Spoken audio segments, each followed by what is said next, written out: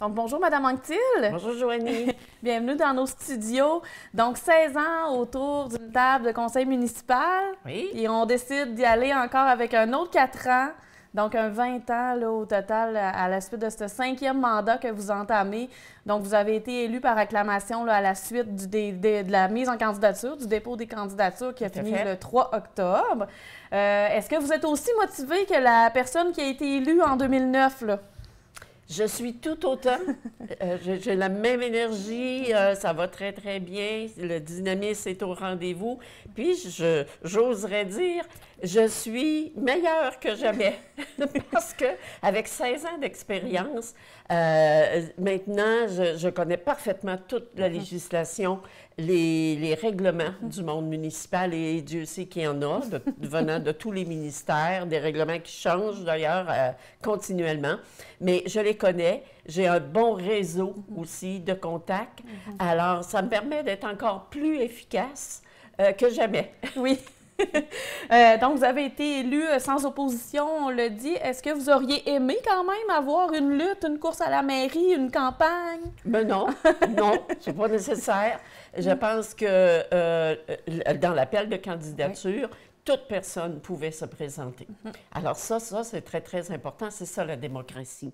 Maintenant, bien, je pense que la majorité de la population doivent être satisfaits du travail que nous faisons, parce que je dis nous, c'est vraiment un conseil qui travaille, donc du travail que nous faisons, qui fait en sorte qu'on nous confie un autre 4 ans, un autre mandat. Alors, moi, je le vois comme une satisfaction de la population, je le vois comme une marque de confiance, qui est accompagnée, évidemment, des responsabilités qui vont avec. Les gens s'attendent à ce qu'il y ait des projets qui se développent, que notre ville soit toujours plus dynamique et meilleure qualité de vie. Alors, c'est un mandat de confiance et nous l'acceptons bien humblement, comme aussi un mandat de responsabilité. La table du conseil a été quand même renouvelée. Oui. On a 2 nouveaux qui s'ajoutent. Donc, M. Richard Foster qui a quitté, qui n'avait pas sollicité d'autres mandats. Exact. Et également Janie Tremblay qui a fait un mandat de 4 ans aussi.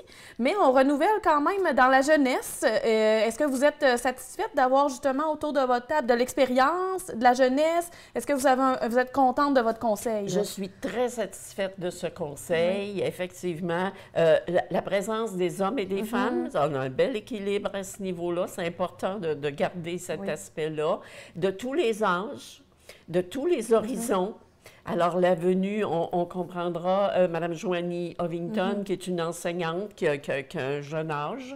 Donc, ça a ses intérêts bien particuliers. M. Jean Brousseau, qui était un homme d'affaires, très impliqué dans l'ensemble de la collectivité. Qui vient se joindre à l'expérience du conseil, qui est les autres qui sont là depuis un bon moment et qui sont aussi de tout horizon. Alors ça, c'est très intéressant parce que quand on met un sujet de développement au centre de la table, bien, tous les aspects sont présents et les débats se font. On doit prendre une décision à un moment donné. Le conseil doit prendre une orientation, mais on pense que quand le tour de table est complet de cette façon-là, on n'en échappe pas. On a la présence de la population, finalement, parce que c'est des représentants de la population et de milieux différents. Alors, je suis très, très, très satisfaite. Et ce qui m'importe le plus, c'est que les gens s'amènent pour les bons motifs. C'est un engagement qu'on prend au nom des citoyens, au nom de la collectivité. On est là pour les intérêts du bien commun. Alors, c'est sûr qu'il peut y avoir des situations plus personnelles, plus individuelles, qui créent certaines insatisfactions à l'égard de leur ville. Mais nous, notre engagement, il est le bien commun, les intérêts de tous. Alors, quand on s'amène pour ce bon motif-là, on travaille aisément tout le monde ensemble. C'est ça. Donc là, vous avez été assermenté.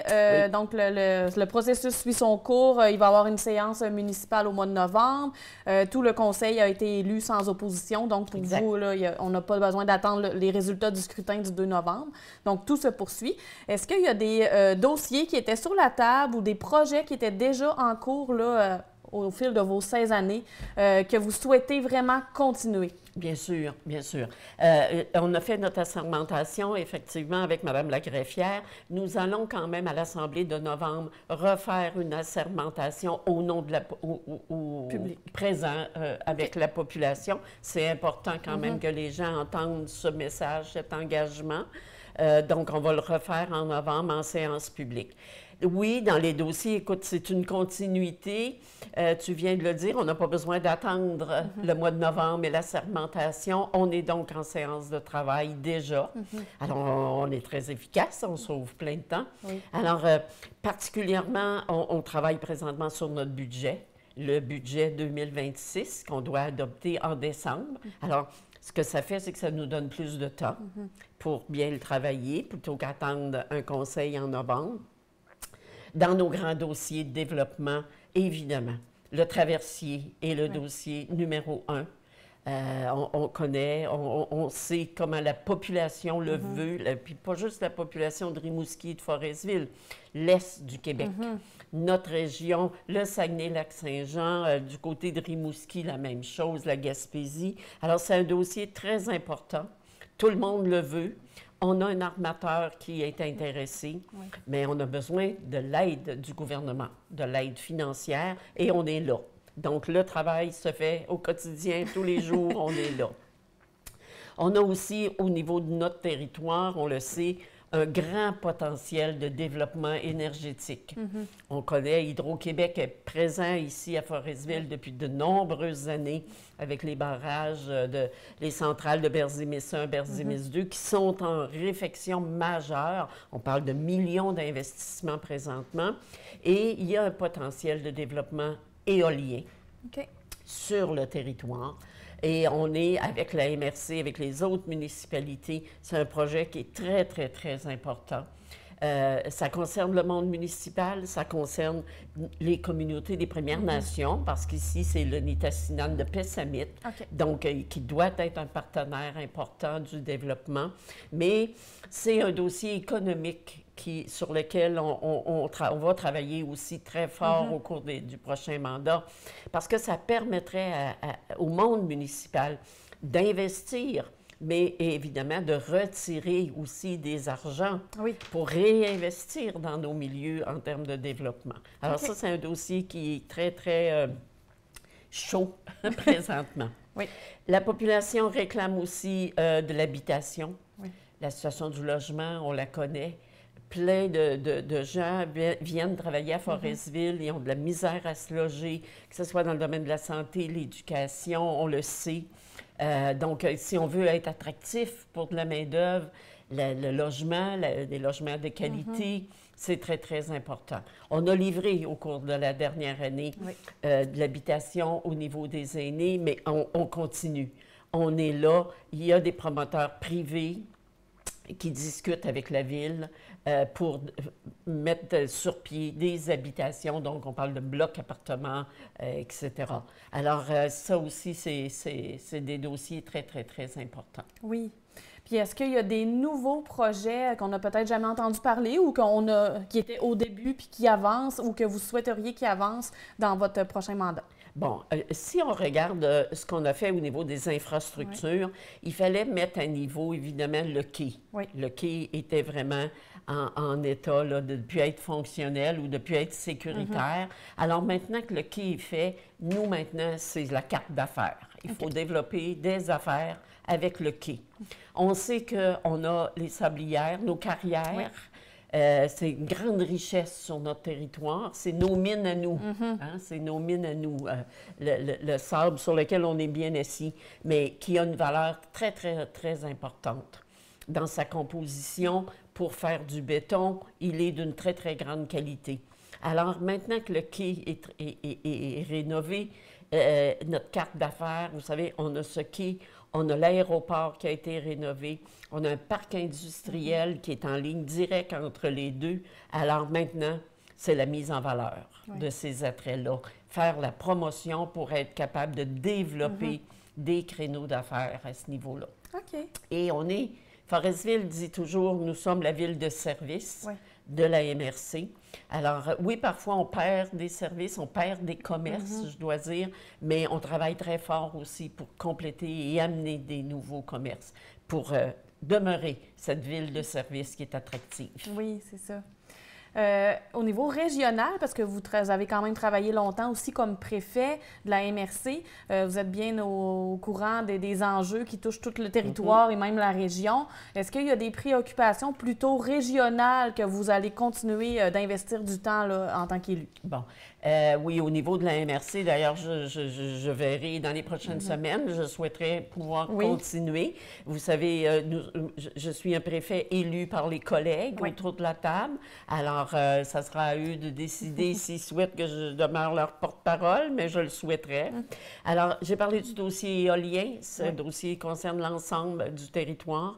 Le bois d'œuvre, qui nous préoccupe particulièrement parce que, évidemment, ça impacte l'entreprise Boissaco, qui est un fleuron de modèle au niveau de notre MRC, notre territoire, mais dont les tarifs douaniers viennent vraiment impacter son quotidien. Et Boissaco, bien sûr, est situé à Sacré-Cœur, mais il rayonne dans l'ensemble de nos collectivités. Alors, toute l'exploitation forestière liée à Boissaco nous préoccupe au grand point. Alors, ça sera évidemment aussi un dossier à prioriser. On a aussi ce qu'on appelle, nous, le plan climat. Alors, on sait que les changements climatiques, ça impacte grandement. On le voit. On a un été, un automne exceptionnel. Alors, c'est pas étranger au changement climatique. Et ça a des conséquences ça, sur nos territoires. Autant l'eau de la mer, les dangers de feux de forêt par les sécheresses et tout. Donc, on doit élaborer notre plan climat de la MRC, qui vient faire état des enjeux dans chacune des municipalités. Donc ça, c'est au cours de la prochaine année, nous devons livrer ce plan climat, qui est le portrait de notre territoire, pour avoir accès, bien sûr, à des investissements qui nous permettraient de protéger notre population par rapport à des changements climatiques qui vont continuer, là. Alors, c'est nos sources d'eau potable, c'est tout ça qu'il faut prendre en considération. Fait que de façon régionale et au sein de notre MRC, le plan climat, ça va être aussi une de nos priorités. OK. Le pont sur le Saguenay? Ah ben oui, on est à ce rendez-vous-là. Malheureusement, c'est un dossier qui est très politisé actuellement, mais je pense qu'il y a des bonnes avancées. OK. Je pense que le dossier évolue bien. Il y a eu des études. On sait que c'est réaliste.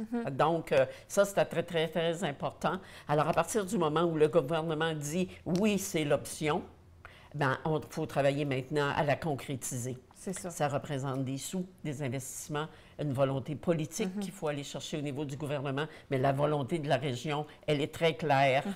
Les gens veulent un pont sur le Saguenay. Donc, on est à ce rendez-vous-là aussi. Oui, tout à fait.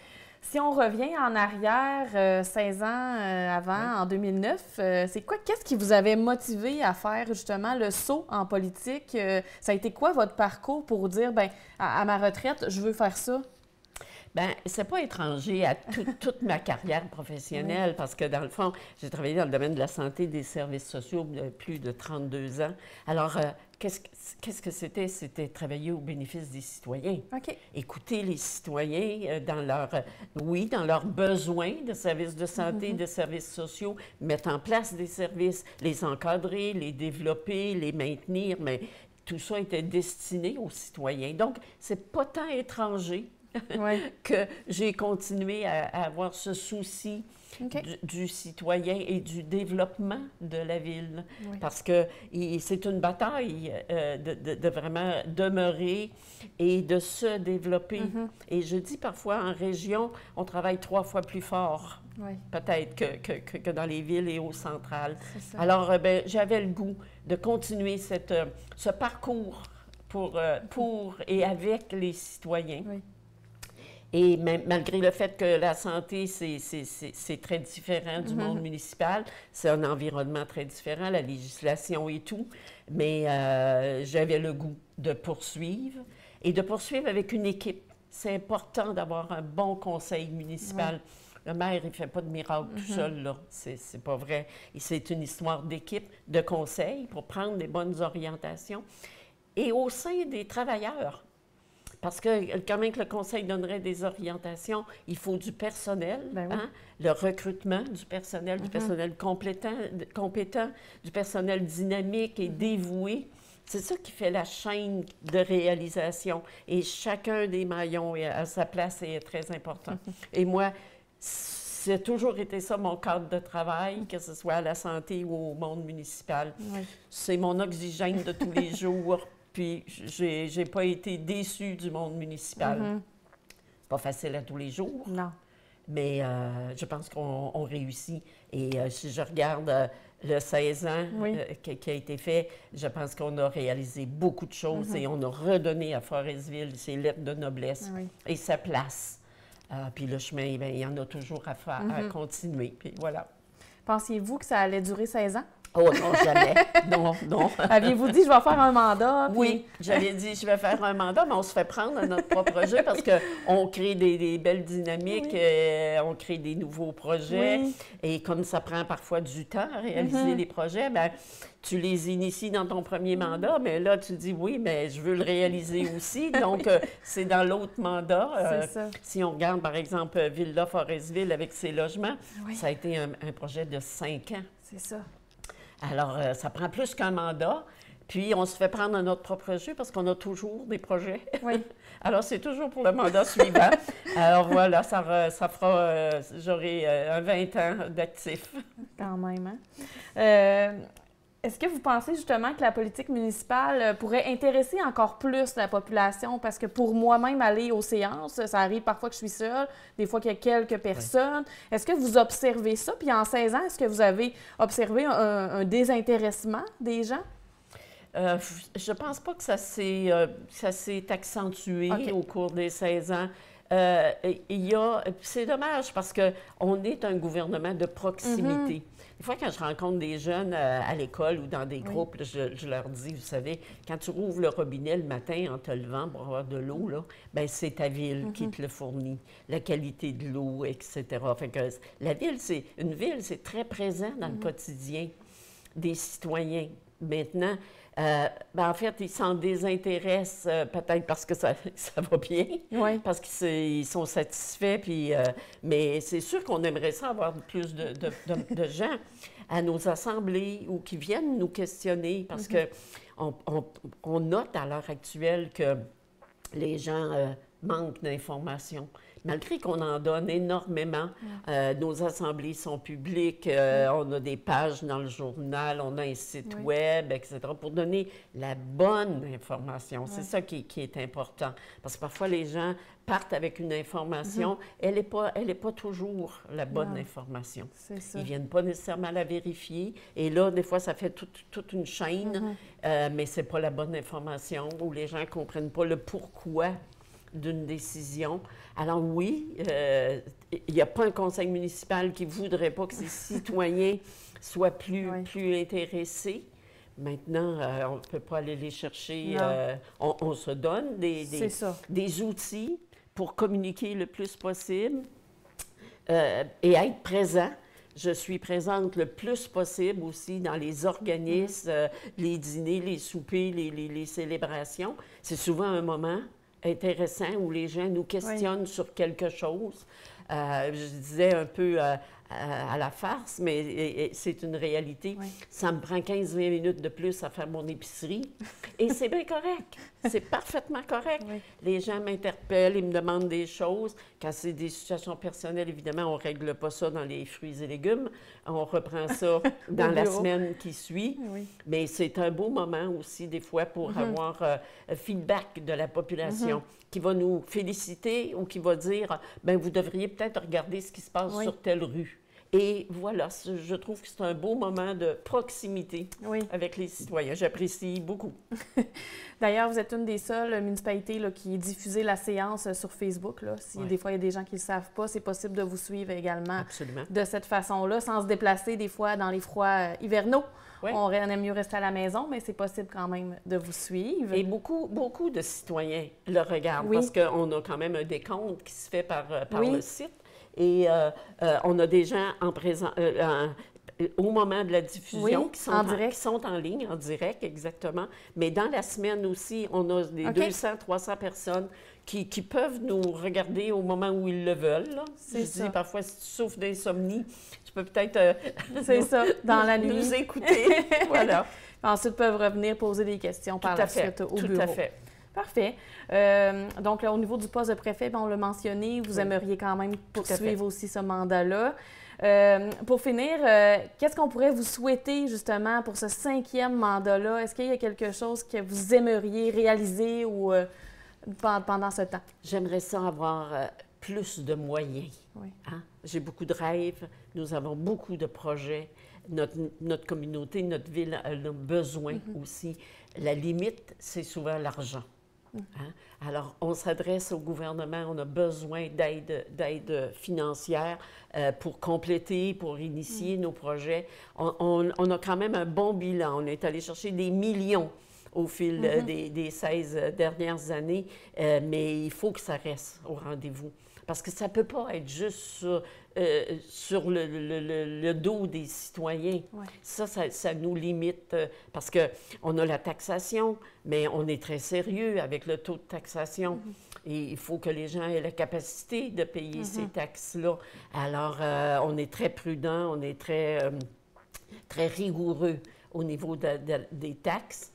Il faut aller chercher l'argent ailleurs et on est très présent, très vigilant pour voir tous les programmes de subvention qui arrivent au niveau du gouvernement provincial, fédéral ou de d'autres fondations ou organismes pour aller chercher le maximum qui permet de se développer sans que ce soit un fardeau pour les citoyens. Alors, mon plus grand souhait, c'est d'avoir plus de moyens financiers. Bien, on vous le souhaite, puis on souhaite que le gouvernement entende cette demande des municipalités partout au Québec, là, bien entendu. Absolument. Absolument. Je vous remercie beaucoup d'être passé nous voir et encore un gros félicitations pour votre élection et un bon 5e mandat là, dans les prochaines années. Merci beaucoup, Joanie.